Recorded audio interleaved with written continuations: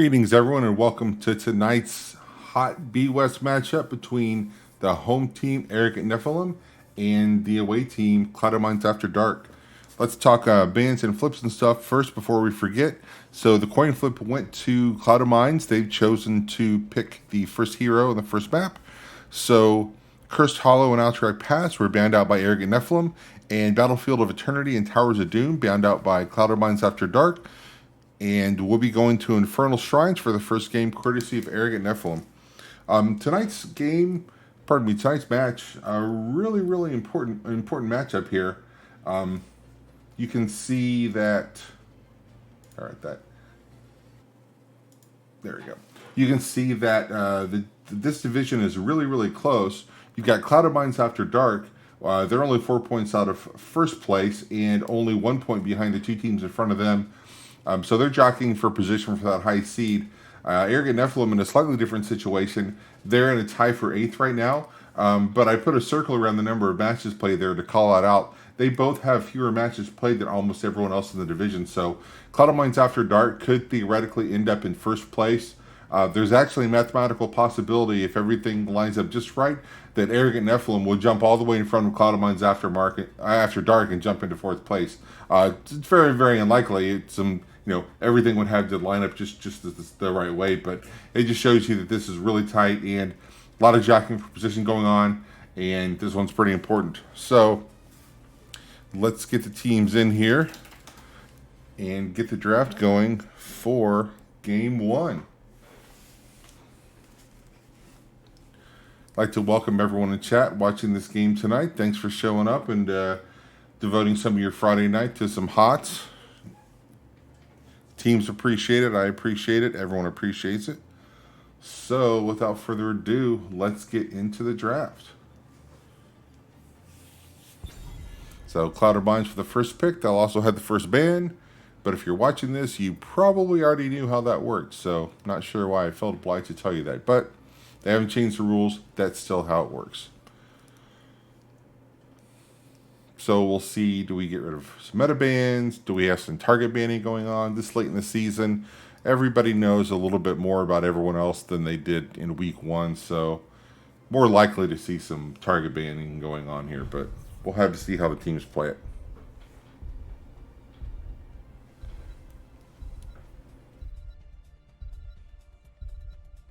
Tiger's taking his time there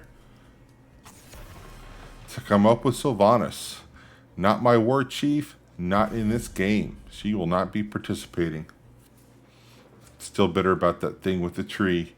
If you're not familiar with it, go look it up. Some shady shenanigans went down that day, my friends. Next ban for Arrogant Nephalem. See who they do not want to see. They do not want to see Hogger. Tiger has played a pretty good Hogger this season, so they said, Tiger, you're going to have to find something else to play this game. Someone in chat's calling for the target Probius ban, so we'll have to see if that happens or not. They also said $10 on Cho'Gall. I assume that means that's $10 if Cho'Gall is picked. So if it's not picked, I'll take $10 a bit. You can just put it right there in the chat. You know how that works. So Tychus banned out by Cloud of Minds After Dark. He will not be participating either. Let's see who Arrogant Nephalem wants to get rid of other than the Hogger.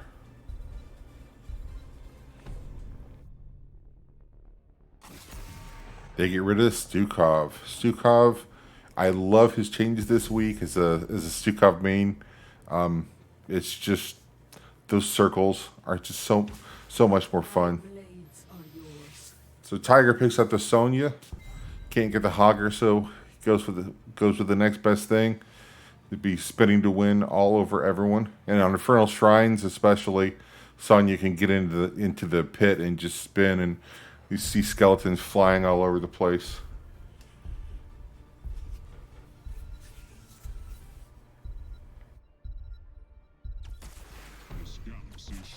Let the games begin.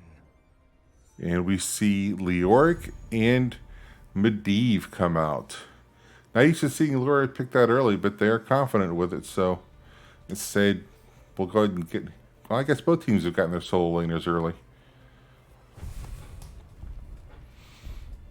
We'll see if Leoric goes for the big tomb at 20 or whether he gets Burning Despair. Burning Despair is fun if you get to 20, but you got to get there first. The wait is over. I'm getting some coaching in chat on how to pronounce all the player names, so thank you. I think I'm on top of them, but a little helpful pointer, no pun intended, is always helpful. As a developer, no pointer, that name kind of scares me. I don't like it.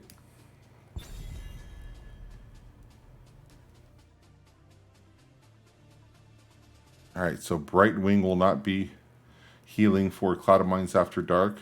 While I was chattering away, Tassadar was picked up by Skycake and Venus on the Cassia, looking for those big lightning balls bouncing all over the place. And Stitches. So we're preventing the kidnap combination where Medivh drops a portal, Stitches gorgeous someone, walks through the portal, and then all of a sudden they're halfway across the map, a long way from home. So we will not have any kidnapping going on here.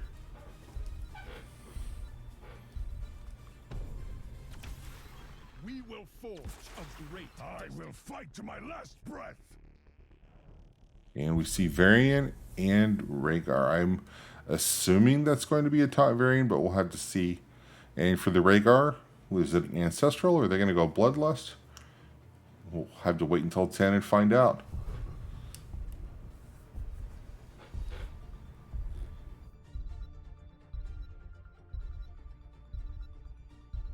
Clouded Minds finishes off their draft with ETC and Anduin. So we have the Holy Cow possibility here. I know the original Holy Cow was Uther, but I like this one too. Okay, so the teams have locked everything in, so we'll get you all hyped up and we'll see you on the other side of the intro.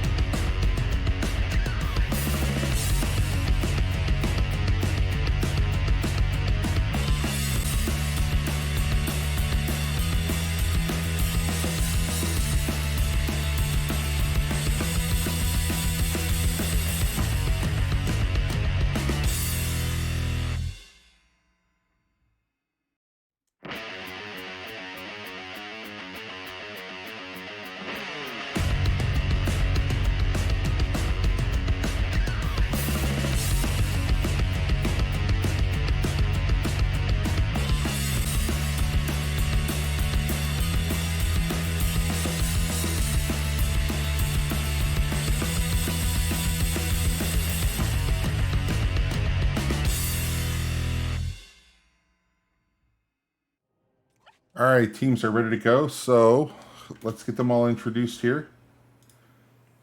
In the blue corner, we have No Pointer on the Leoric, Kime on the Medivh, Antaeus on the Varian, Ceres on the Rhaegar, and Sayate on the Hanzo. I think I got all those right. And in the red trunks, we have Tiger on the Sonya, Skycake 420 on the Tassadar, Venus on the Cassia, Icex on the Big Cow, ETC, and Anduin will be played by Death Punisher. So, teams are reporting to mid, which we have to do at the start of every match. Why? That's just the way it happens in Heroes of the Storm. That's mandated by law, I guess. ETC being very patient, showing that patience that I haven't figured out yet. So, oh, and he gets a slide. His patience is paid off. Varian's going to get out of there, but I think he might have been surprised a little bit. So, Leoric just went straight to Soak. So, Sonya's going to go up there. Don't think she missed anything. And the other teams are going to have a little bit of a fracas, a little bit of an aggressive invade by Cloud of Mines After Dark. No harm, no foul. Everyone's going to survive that. A little bit of damage there. Let's pop the quests up. What are we collecting? So, Hanzo is collecting basic attacks. Venus on Cassia is collecting the Thunderstrokes. ETC collecting globes. Tassadar collecting basic attacks. And Medivh, of course, with his built-in quests, he's got to get up to 40 stacks before he dies. So teams have settled down from that opening fracas. I say they've settled down, but maybe Varian hasn't settled down enough. And he gets slid by ETCs in a little bit of trouble. The wall puts him in even more trouble. He's protected. I don't know if he's protected enough, and he is not. He goes down. In the meantime, Tiger was a little bit of trouble, but as soon as the Varian kill happened, the wall came down, and his team came in and saved him. So that's first blood, and that puts both of the bottom camps over to Cloud of Mines After Dark. And they'd like to make it a camp trifecta down here in the bottom, and why not? Paint the map red. Meantime, Sonya and Leoric looks like they're both going to double soak. Leo's got some camps to deal with there. So they're kind of out of sync right now, so they'll just see each other passing. Wave in the mid as they walk on by. XP still fairly even. Did have those 3 camps going over to Cloud of Mines After Dark. I think that's probably most of the difference here. ETC being very, very aggressive, sliding in. And Hanzo has to jump out, and Varian has to back off here. So, ETC being large and in charge here in the early game. We'll see if he's able to keep that up. So, team's rotating to the mid. And we'll have the first shrine in the top. Cloud of Mines going to take their camp. So, that camp will be rushing through the top lane just about the time they get there for the objective. So, we'll see if we can help out. Meantime, Arrogant Nephalem still got a little bit of lane hygiene to take care of mid, so that's all cleaned up. I don't know that they're going to have time to take this camp if they want to. Although ETC is soaking bottom, so they're not dedicating everyone to this. Arrogant Nephalem is. They're all 5 incoming, so Cloud of Mines After Dark does get out to a little bit of a start here. The taunt, we do have a taunt variant, by the way. So that taunt comes out. Not able to get the kill off of it though. And Arrogant Nephalem used the fact that they have an extra attacker up here. If this were hockey, we'd say it looks like they're in a power play. Shrine is pretty even, 10 to 12. Arrogant Nephalem has to clear that lane up, so Cloud of Mines After Dark able to jump back in and kill some more skeletons, so they're about halfway there. ETC is now here. He jumps in. He gets taunted for his efforts. He's able to get back. A little bit low, but he's got the slide up. He's going to be able to jump out. He's fine.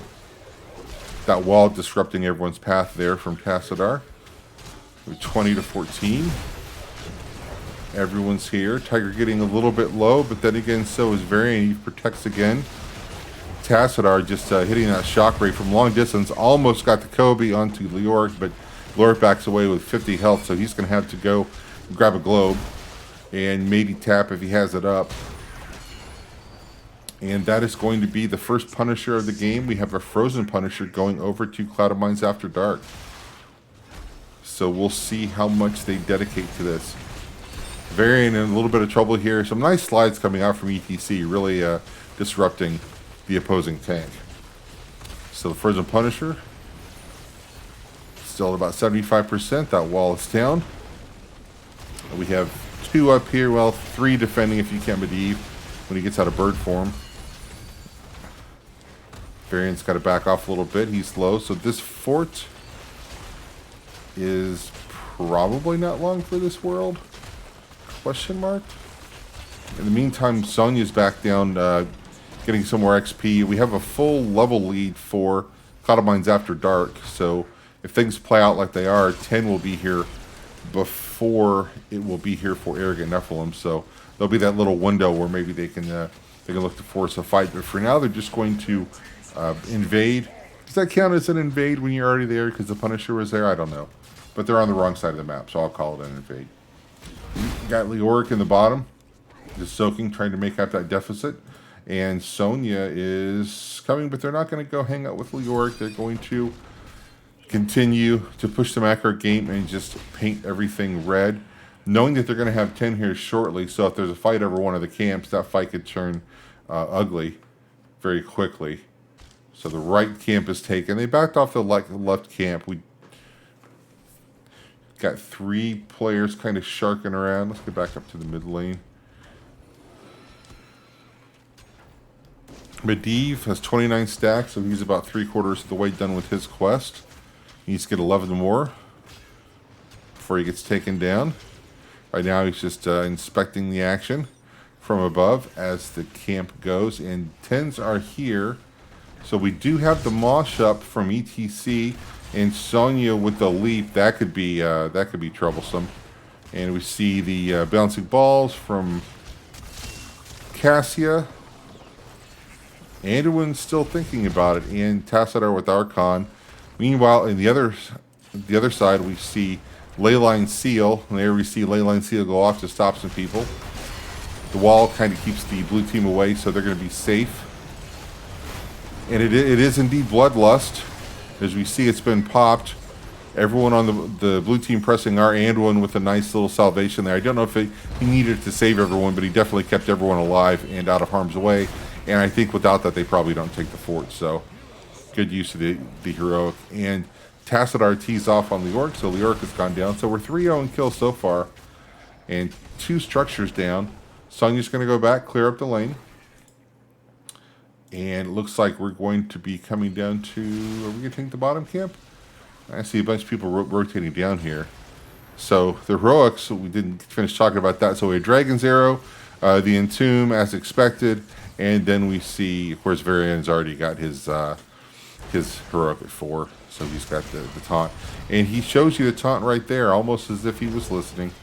But Isaacs able to slide away with that ETC. So the bottom camp has gone to Clouded Mines. Have we seen a camp go to Arrogant Nephalem? I'm not sure. Most of them have gone to Clouded Mines. Surely they've gotten one, and I'm just my memory is just bad. So Clouded Mines going to push that camp. ETC comes in and gets the Mosh off. He is taking some tower shots, so he's going to have to pop out of there, but not before Tassadar takes Hanzo out. So the Leyline Seal maybe prevents him from doing a lot more damage. And in the meantime, Arcane Rift has been completed by Medivh, so he will be doing a little bit extra damage there. Nice heroic by Anduin there to let his team stay on station. Didn't have minion support, but they really want the building, so hey, let's just pop a big heal. And let's go look in mid at the objective, which Sonya has cranked up. And spinning all over the place. We're at 23 already. Yeah, someone in chat's calling out that Tassadar quest. It was finished fairly quickly, and it is so sneaky, that quest. First you're doing damage to 1, now you're doing damage to 2 heroes, and all of a sudden, what? You're doing damage to 3 targets? It's just a sneaky amount of damage. So I really like that quest when I play. So that is going to be... No, they're going to save 40. What's going on here?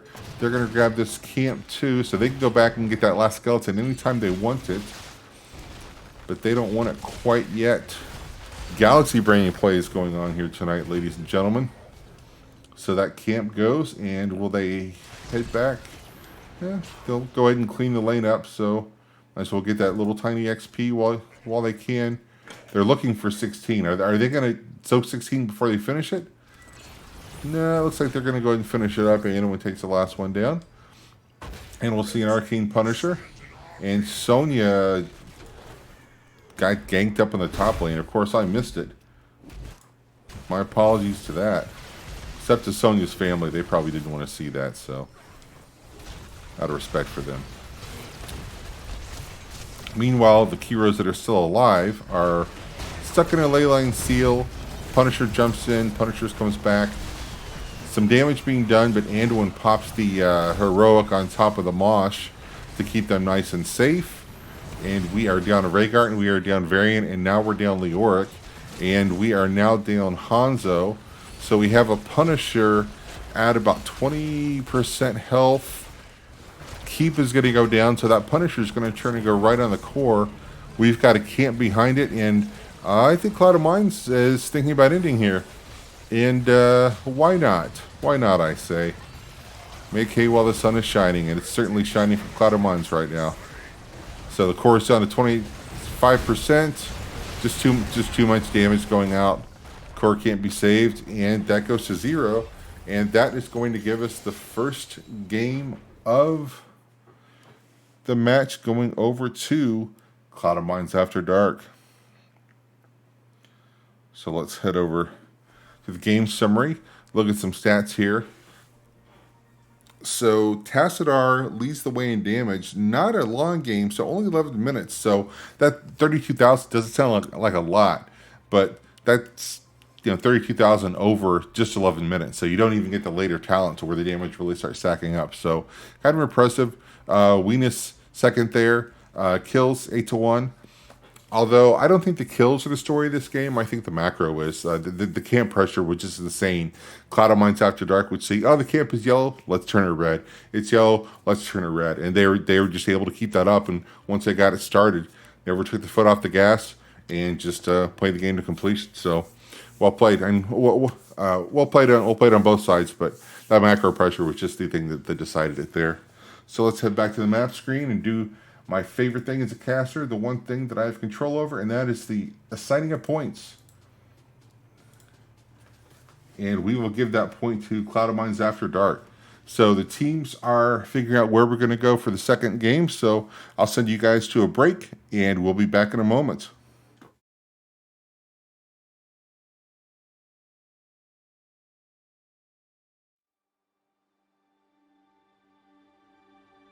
When I was young, I lived a life of recklessness.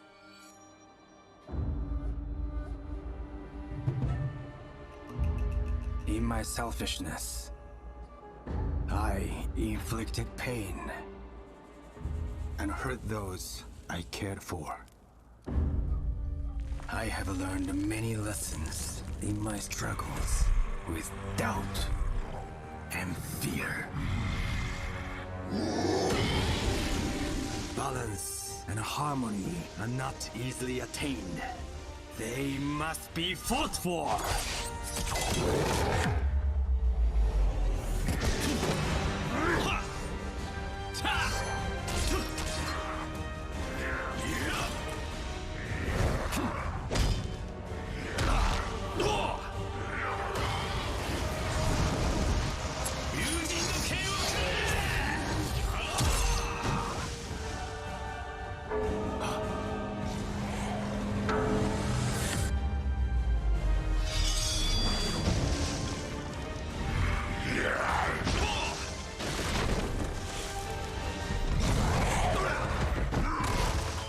But on my journey, I have learned another lesson.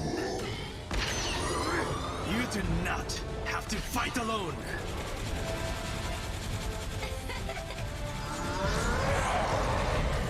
Let's do this!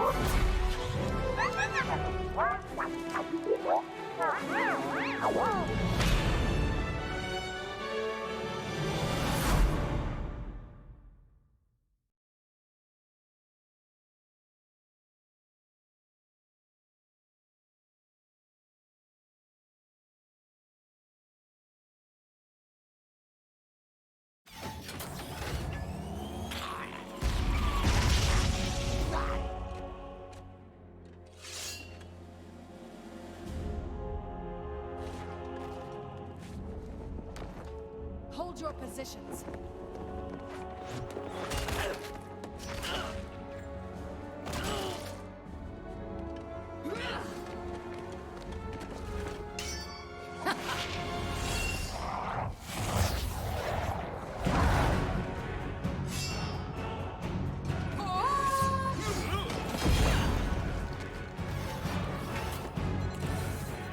Now, Zagara!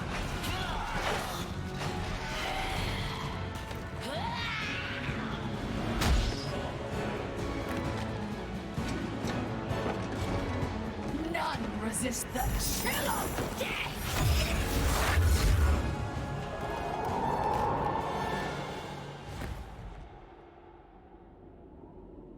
Yes. Well done, minions.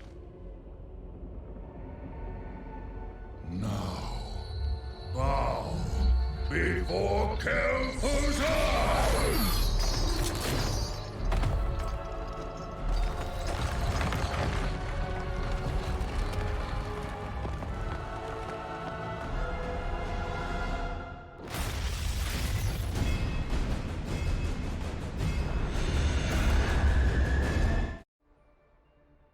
All right, welcome back, everyone. So, after that Game 1 win by Cloud of Mines After Dark, Arrogant Nephalem has decided that they would like to take the first hero. So, Cloud of Mines After Dark has picked Volskaya, and let's get to the draft. So, do we have any target bans from the last game? We got rid of the Hogger, so Tiger couldn't play the Hogger. He said, okay, fine, I'll switch over to the Sonya. I don't know whether that Sonya is ban-worthy or not, but ETC also just exerted a ton of influence during that game. Some really nice slides. Was really able to keep Varian and get his team off balance. So, I don't know if it's ban-worthy or not, but we'll see. Or if they're going to stick to the plan. No, Weenus with a respect ban on the Cassius. So, no bouncing balls this game. No siree Bob. Cloud of Mines After Dark sticks with the Tychus ban from Game 1. So, no huge surprise there.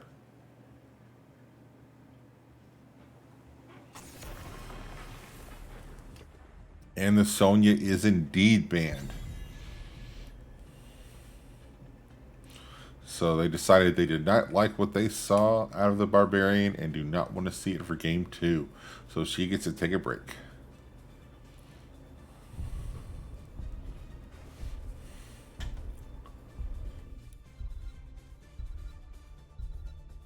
Who's our next band going to be? It is Sylvanas. So same bands, just flipped around in a different order. Still not my war chief. And let's see what Arrogant Nephalem are going to get with that first pick. They asked for it, so... And they got it, and they get stitches, so... Oops, we have half of the kidnap comp. I wonder if that's going to be a thing this game.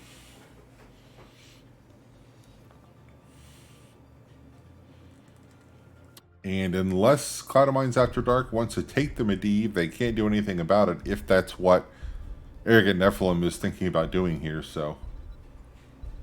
Then again, I'm not in their comm, so I have no idea what they're thinking about doing. So Weenus switches over to the Li Ming, and Death Punisher says, you know, Anduin just feels right. I'm going to stick with it. If it ain't broken, don't fix it, and it certainly was not broken.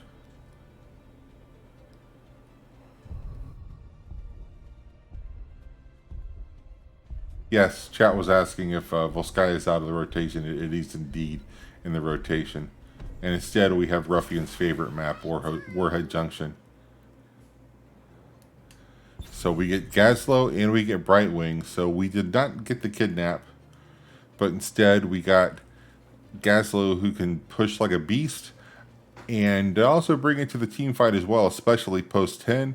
And we got Brightwing, who just likes to murder people while talking to them in a creepy voice. And that polymorph can be insane. So Hanzo, a little respect going the other way here. They don't want any part of that dragon arrow on the points. So Hanzo will not be playing. So So no simple geometry here. All we have so far are circles. 4 out of the 5 heroes will throw a circle on the ground. That's the kind of hard-hitting heroes of the storm analysis you get on Rackham's channel. I can count circles. So Isex's ETC, they didn't like it. They don't want to see it again, so it gets banned. And let's see who Clouded Minds wants to pick up with the 3rd and the 4th pick.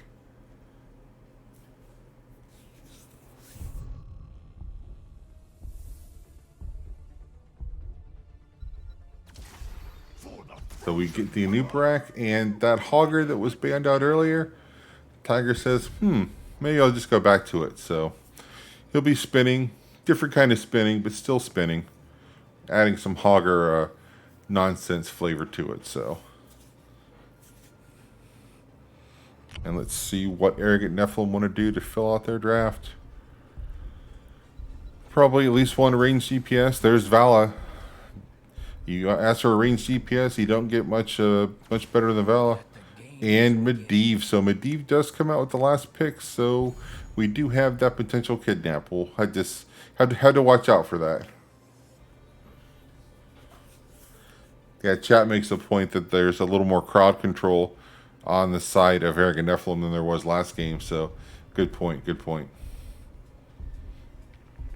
And who's Skycake going to pick up? Tassadar is still available. That Tassadar was kind of gross, although with the Li Ming, I wouldn't expect it to be another mage. No Lunara, so Ming throwing the magic damage out there and Lunara throwing the poison out there. Could be a nasty combo. Who will survive? We'll see in just a moment.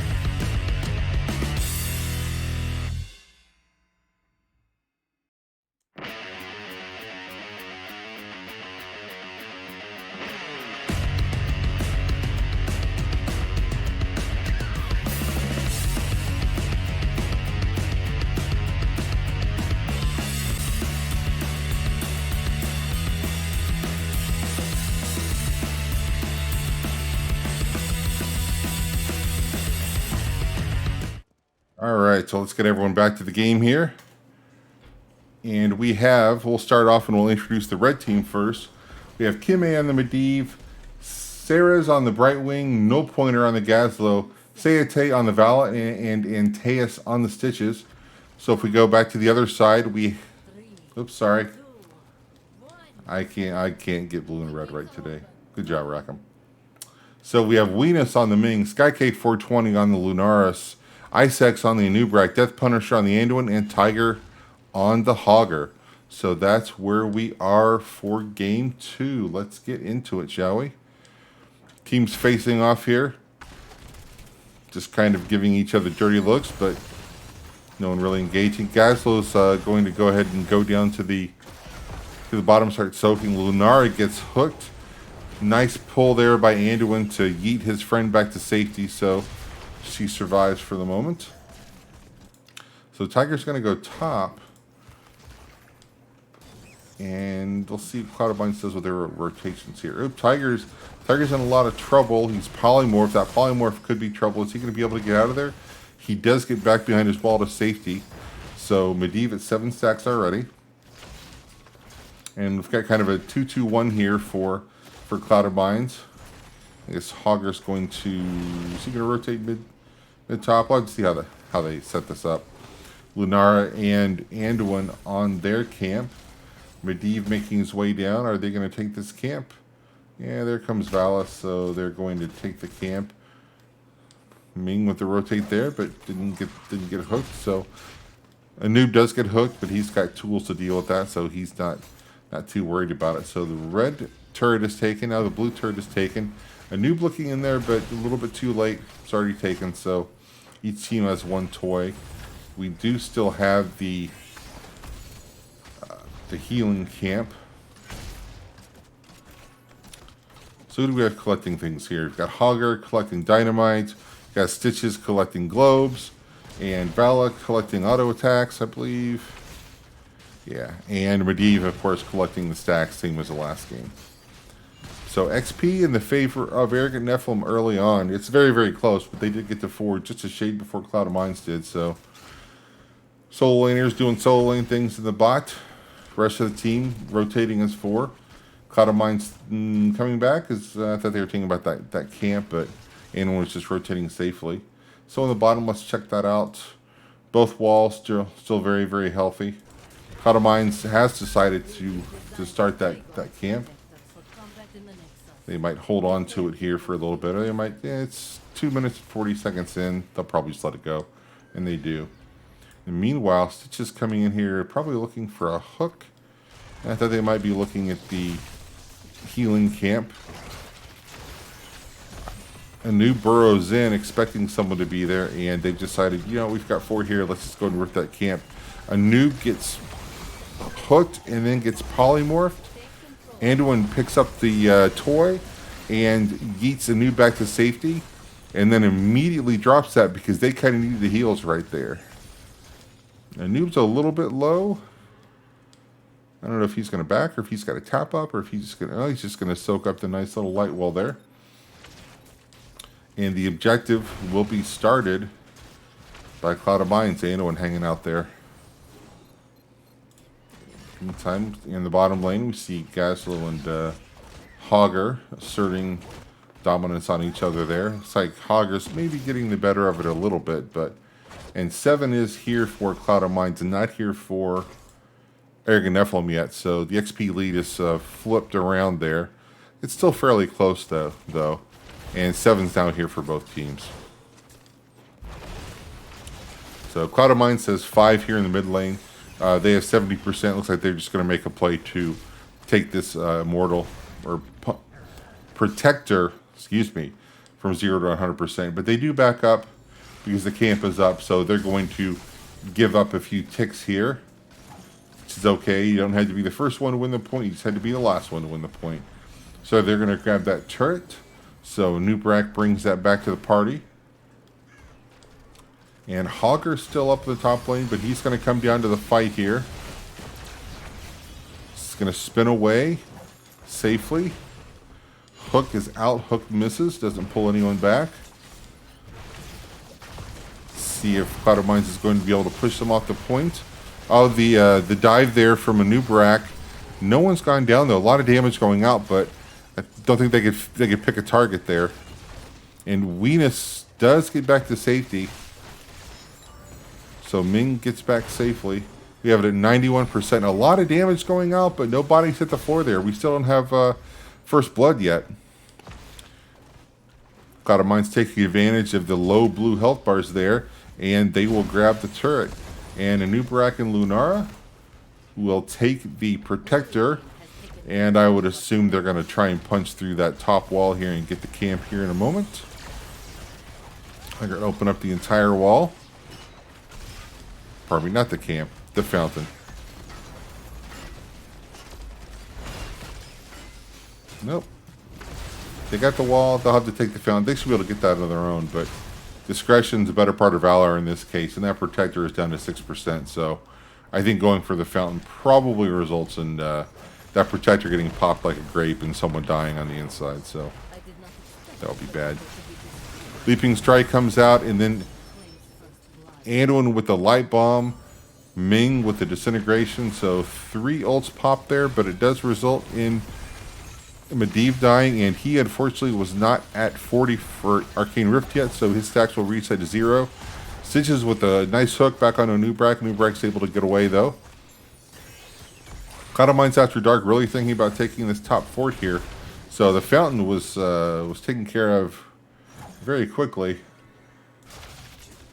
But the fort survives. It's a little over half health there. Cloud of Mines After Dark going to take the healing camp again.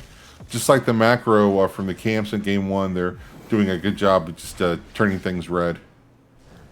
Let's see, where are they going to go? Let's go check out the bottom lane. We haven't seen our solo laners in a while. Castle's pushing things up a little bit, but Hogger's able to dissuade him from getting any closer. So heroics are here. So we have Leyline Seal again, Gravel Bomb, Strafe for Vala, Blink Heal, and Gorge. So we do have the kidnap possibility. And then we had the Light Bomb from Anduin again as Cloud of Mines takes their turret on their side of the map. So we have the Light Bomb, the Disintegrate, we saw that earlier. We have the Cocoon from Anubrak. And we have the Shockwave from Hogger. And as we saw, Leaping Strike from Lunara. So are we going to get an engage up here? No. Both sides took their camp, so the camps are going to duke it out in the mid lane. I don't think anyone's going to get a push advantage over that. I think both of them will be cleared up. I had to see. And going to Noob, rotating down to get that last bit of soak. Hogger, is he thinking about... Well, no, he can't pick up another toy, so... But he can scout it out. Both teams on the same talents here. Vala is able to vault out of the dynamite there. Hook comes out. I think he was looking for Hogger. Did not land. But Cloud of Mines After Dark does have to back up a little bit. And so we see that turret being taken by Vala. Let's see. Where's the healing camp back up? It's not for a minute yet. So team's going to mix it up here bottom. Gazlo out by himself, and Anubrak dives, and Ming hits him with the laser beam. So the mean beam is real, folks, and it can kill your favorite hero. So be safe. So they're going to push this bottom fort here. Control point started at the top. Hogger is not here. He's up there in the control point, but I think that's going to be okay because they don't seem to need him to take this fort down. The fort's almost dead. Hook misses, so expect to see Cloud of Mines After Dark just kind of walk away from this one. And they're going to head up to the top. So Brightwing up here just getting some soak. Trying to get 13. We do have a talent advantage for Cloud of Mines After Dark for just a brief period. I don't know if they'll be able to force a fight before 13 is here for Eric and Nephalem. Looks like they're going to be content to just work on the point here. Of course, as soon as I say that, Lunar comes out with the Leaping Strike, and Stitches gets cocooned. He wakes up out of the cocoon, and then he grabs Anduin, but he's not able to take him anywhere. Anubrak does go down, so we had the first kill coming out for Arrogant Nephalem. Hogger spinning, and he's able to take Stitches down. Vala's in a little bit of trouble. Is she going to be able to get away from the mean beam? Yes, she does, with a couple hundred health there. So we have 78 ticks gone for the Protector. 82. I don't know if Arrogant Nephilim is going to be able to get up there and make a play for it, or if they're going to try. I think it looks like they might just be content to defend this here, and they are. Can make him in with the Medivh. However, Lunar, there was a Leaping Strike on Medivh to punish him for his insolence. That was their point. At least that's what Lunara thought. So the Protector going to come out and wipe out that fort. So we have all three forts gone for Eric and Nephilim. So they're going to have to be looking to make a play somewhere. Actually, sorry. 2 of the forts are down. Now 3 of the forts will be down.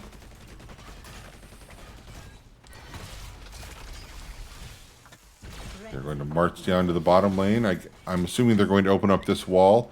Maybe set up that win condition with the third Protector because it's in the bottom lane. So one of the towers is gone.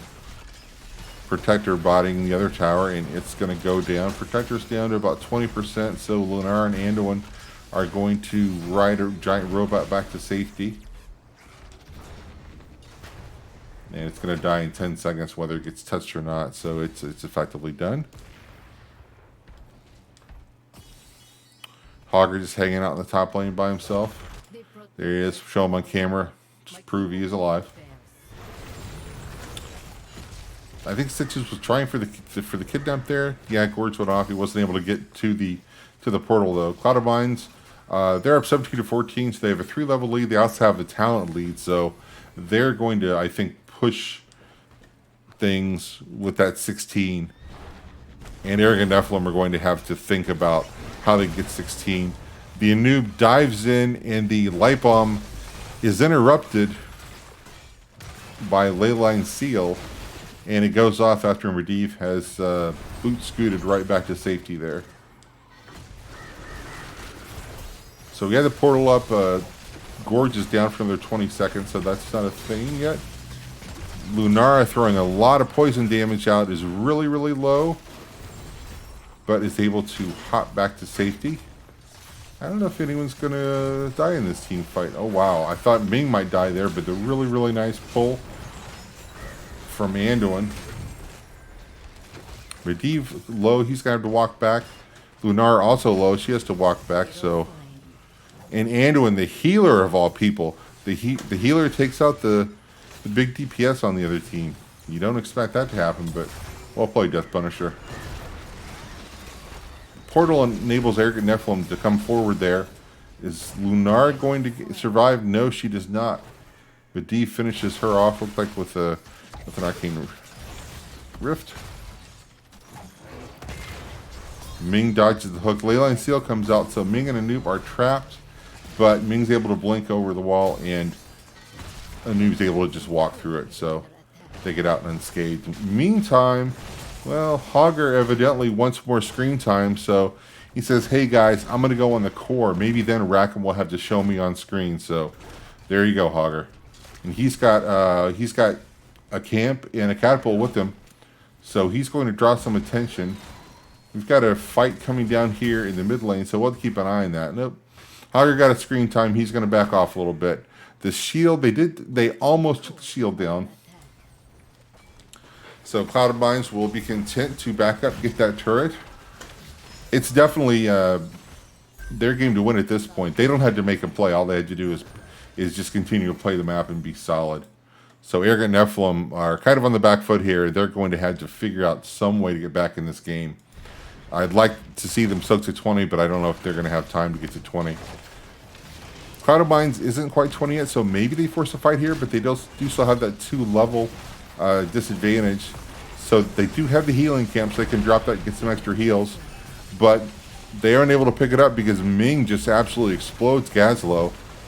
And Stitches, gorges. We do finally get the first kidnap. Anub gets gorged. He does have the heal, so he can throw that down and save himself if he needs it. Vala is cocooned. Are they going to gang up on Vala when she gets out? Yeah. Yeah, that orb was waiting on her. And then Ming with the double kill there. So gets the reset and then immediately goes after Stitches. And then Anub with the style point says, I don't have to go around the wall. I'll go under the wall. I'm a raid boss, damn it. I do what I want. And with 3 members of Arrogant Nephalem down, and everyone up for Cloud of Mines After Dark in 20-17. I don't think they care about the objective. They're just going to go ahead and come in and rip the core down. And GGs are going out, and that's going to be a 2-0 domination for Cloud of Mines After Dark. So let's get over to the game summary and take a look at the tail of the tape. All right, so kills 7-3. Another game with a small number of kills. Game went a little bit longer this time. Ming and Lunar just throwing out incredible amounts of damage there. We just got some key resets there late with the Ming that to kill Latimer, who owes the Vala. Vala went down, and then Stitches right after that. And that was kind of the death knell right there. As soon as they went down, then they were able to jump on the core and take it down. So good game for both teams, but that one goes over to Cloud of Mines After Dark. So let's head back over to the map page and let's give them a point so we can make it officially a 2-0. And we'll head off to a little break, and hopefully we'll be coming back with an interview from someone from Cloud of Mines After Dark. So stay tuned for their words of wisdom, everyone.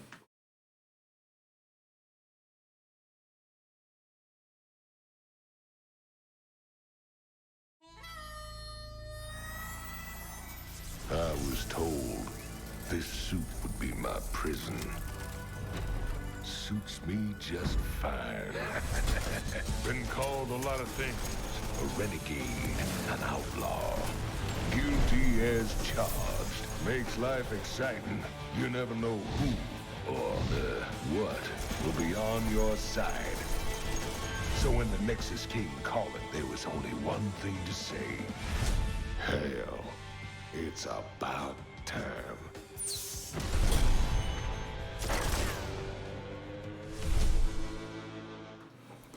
All right, welcome back, everyone. I have Death Punisher, the Anduin player, in both games tonight. So, Death Punisher, how's your team feeling after that 2-0 domination?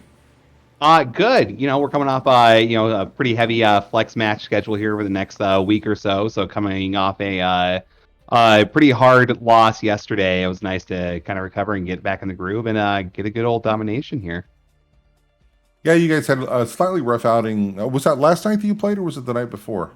It was last night, yeah. Last night. Yeah, everything runs together in my head. Mm-hmm. So, yeah, it was a little rough, but then tonight you guys come out and said, you know what? We may not have gotten the results we wanted yesterday, but we're going to get them today, and you certainly did. So the thing that I'd like to talk about in game one especially was macro. Your macro was on point, and the team fight was nothing to sneeze at either.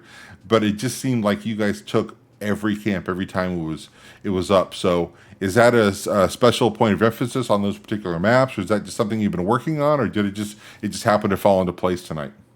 Yeah, I think with most teams they like to be on point on camps, right? That's some passive XP going, get some good old quick experience. But for us, I think we kind of pride ourselves in having a pretty good macro game, and so keeping on the camps, getting those camps going, and looking for invades when we think we can do it. It's kind of one of the things we kind of pride ourselves in.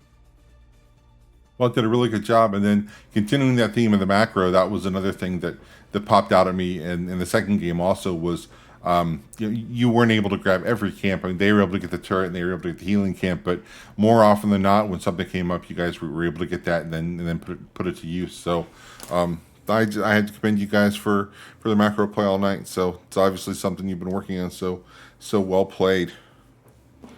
So let me flip the script a little bit. Instead of talking about all the good things you did, yeah, you got the domination. Okay, we're done talking about that. Is there anything you saw tonight that might be we want to work on that, we want to fix that? Because if you don't learn something from the match, then you're not going to get better for the next one. So did you notice anything that you guys need to be working on in your next practice? Yeah, no, for sure. I think right on Volsky, we were just talking about that before we hopped in here. We mucked up the rotation right away at the start of the map, right? Because you usually want your solo lane the bottom on that map, and then rotate mid top with the 4-man because it's such a short rotation up there, and we definitely messed that up to start with. But it's one of those things we'll pick and learn from, and obviously just respecting the kidnap comp there that they were running. We did a pretty good job, but unfortunately, I think I was the major victim of that on this game. We got the old Liam Neeson treatment there. So. Okay, so that wasn't the rotation you were intending to go with, because I thought you were doing it just to confuse me. And newsflash, it's not that hard to confuse me when I'm casting. So if you are trying to do that, you don't have to try that hard. Basically, just wait for something to happen, and I'm going to be confused. Yeah, they got the kidnap off a couple of times. So that was something that I assume you banned Stitches in the first game, because when the Badif comes up, you don't want to worry about the kidnap. Is that the Stitches ban there, or do they just have a really good Stitches player on their team? Yeah, we did a little bit of research into what they ran, and they have a pretty good win rate with Stitches and a few of the other bans that we were throwing out there. So it made sense there, and then they grabbed it right away, the first pick there, and we felt we could play around it, and for the most part we did. But again, just one of those things you got to always keep in the back of your mind is what's the timeout or the cooldown rather on Gorge, and I just lost track of that during that last little skirmish there. Yeah, well, speaking of heroics all lining up, that Light Bomb and Burrow from Anubarak, when I upload this to YouTube, I might have to mark this as not safe for small children to watch, because that was absolutely disgusting. You guys, that was just absolutely on point. So how many hours a day do you guys go into try mode and just work on the timing for that? Because it looked like it was definitely like pixel frame perfect tonight. Yeah, it's probably at least 7 or 8 hours a day that Ice and I spend doing that. we just really try to pump it hard and work on the small things. But in all honesty, a lot of it's just kind of some dumb luck there. We've had the luxury of playing together quite a bit at this point as a pretty good cohesive team. Um, for a couple months now, and so you start figuring out some of those nuances. And Ice is great about calling when he's going in, and if light bomb's up and he knows he's getting the target, he'll get a light bomb. And most of the time, it just happens to work. And tonight, especially, most things were working out for us. So. It did. I'm going to take a quick look at the standings here. I know you can't see yet, but so that gives you 3 points. That vaults you up into second place, 1 point behind Emanon, and you still have a match in hand for them. So you guys are sitting pretty there as far as seeding's going. So you might need some help, for Emanon to maybe not take a domination in their last game, but you guys definitely still have first place in your sights, I assume.